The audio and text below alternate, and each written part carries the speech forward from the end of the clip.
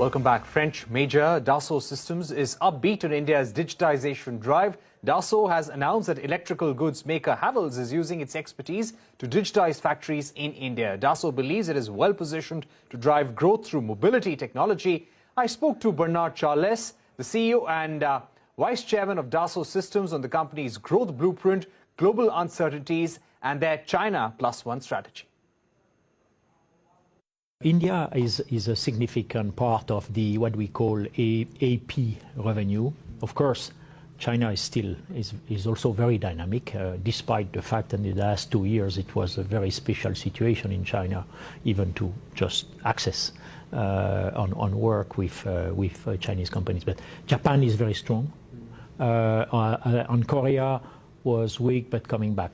However, on the potential, on the growth dynamic, things are happening here, and especially with the intent to establish this kind of new high-quality manufacturing network for all type of industries, and not only mobility or medtech or high-tech or energy systems.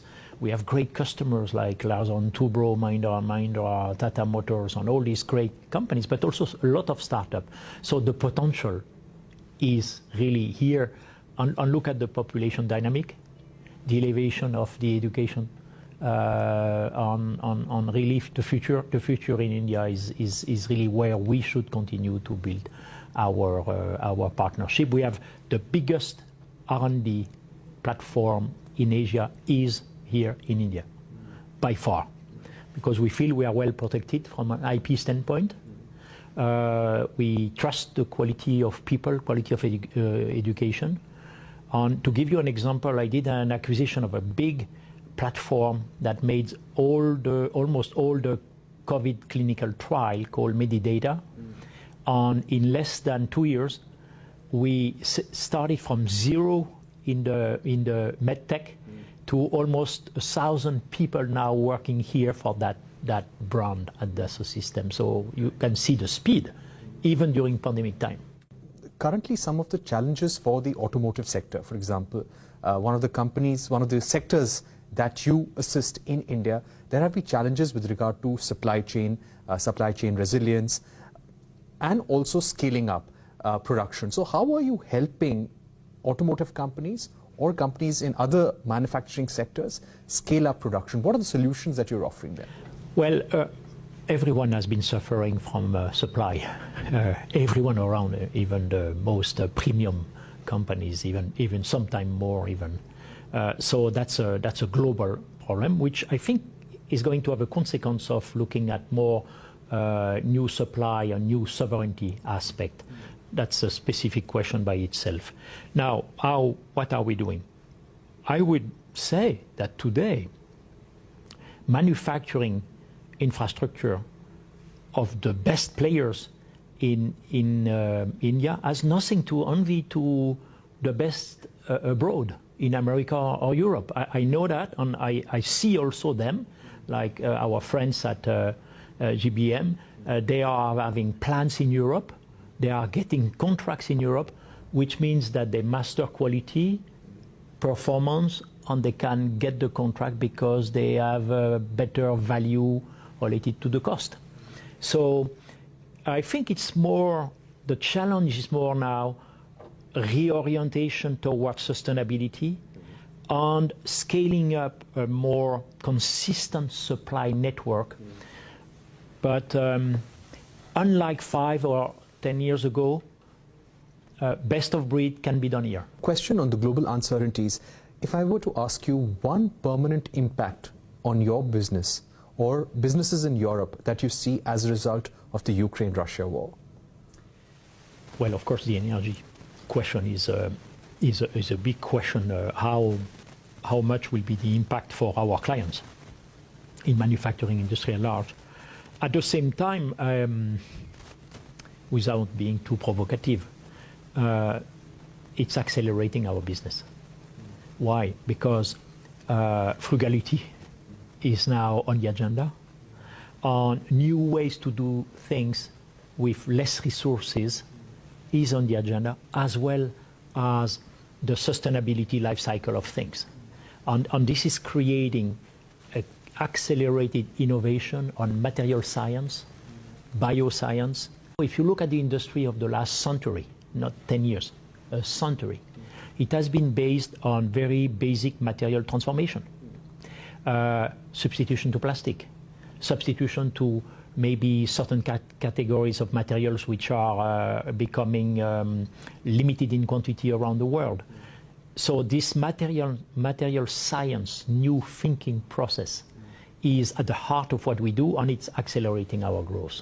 Right. Not to speak about chemistry and bioscience, of course. Right. The kind of decoupling that we are seeing from Russia at this juncture, do you feel that it needs some amount of calibration, considering the impact it may have on European businesses, the European economy as well? That's a big topic for debate.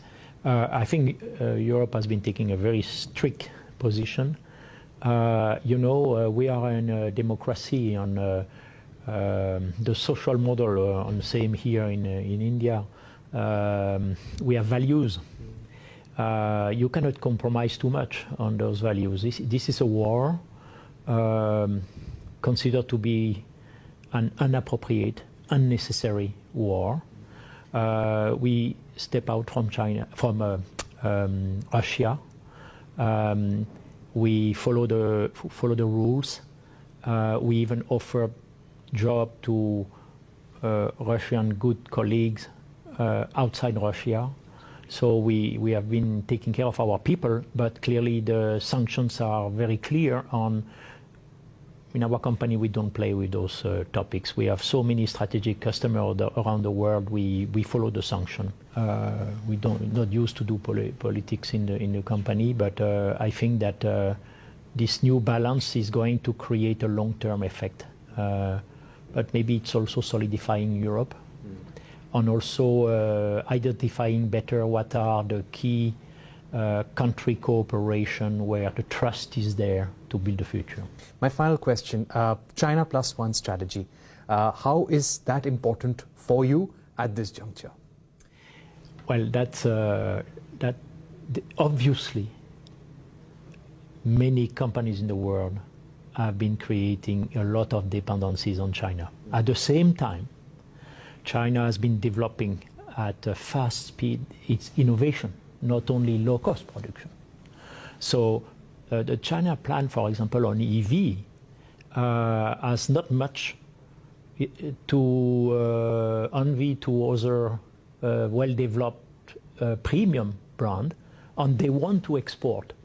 So just that aspect will create a new position for India in that context.